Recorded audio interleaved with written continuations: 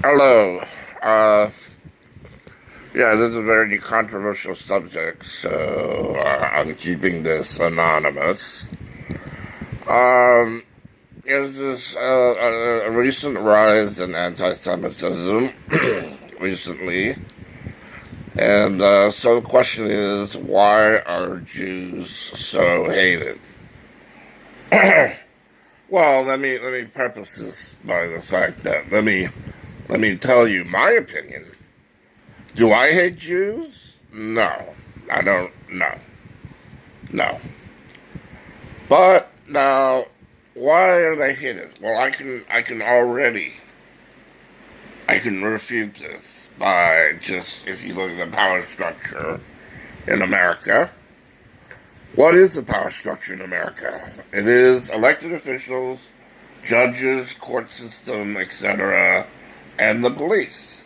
That they have 90% of the power in America, and that's how it falls. Elected one, two, three. Now, if you look at each parts of these, how many elected officials are Jews? Couple, few. How many people do they have as judges? Not few.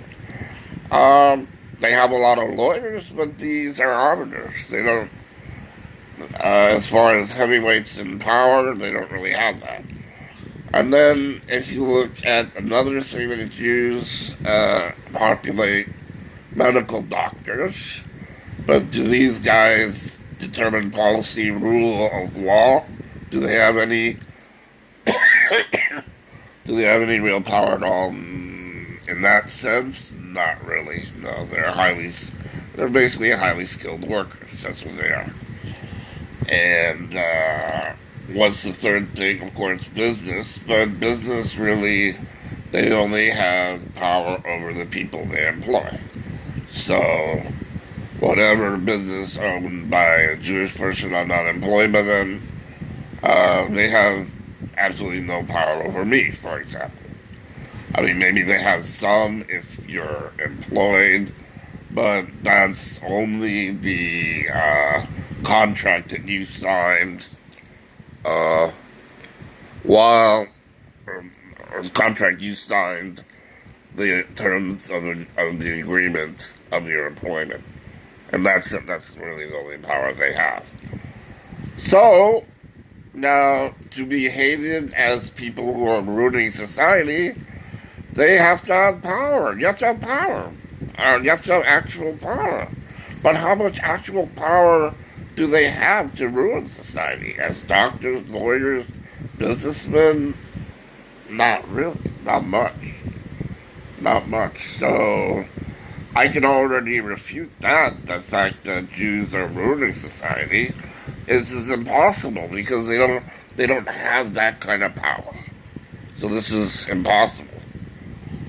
Now, however, where does anti-Semitism start? Well, I think uh, I think the first bad misstep was losing their sovereignty a long time ago. They lost their homeland, so they became immigrants everywhere. Well, today immigrants are treated actually quite okay, even though being an immigrant, you have to face different rules, different culture, language barrier, all kinds of things, and plus you are basically considered an outsider, uh, no matter who you are. So it's not easy being an immigrant, first of all.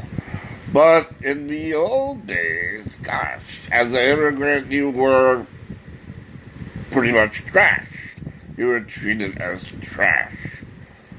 So, um, so being in that position now, being that it's a very disadvantaged position to start with.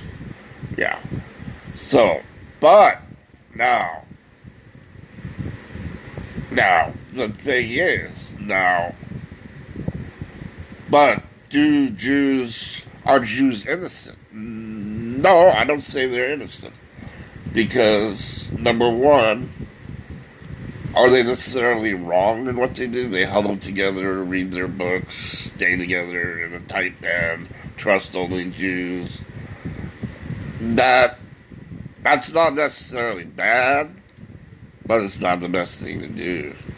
The best thing to do is just, I think, as difficult as it sounds, it's just to get out there and make connections and show that the indigenous people of whatever nation you're in that you're on the up and up. But largely, I guess they didn't do that, and they're huddled away. And when you're huddled away in a tight clique, guess what happens? You're subject very much to the looky-loo. The looky-loo is someone from far away, and this is subject to gross inaccuracies usually. From far away makes judgments on people, and often they're grossly inaccurate. But then, because people don't actually know these people, or know enough of these people, enough Jews, personally, then they have nothing to refute it. Then they tend to believe, oh yeah, this is what they are, this, that, or whatever.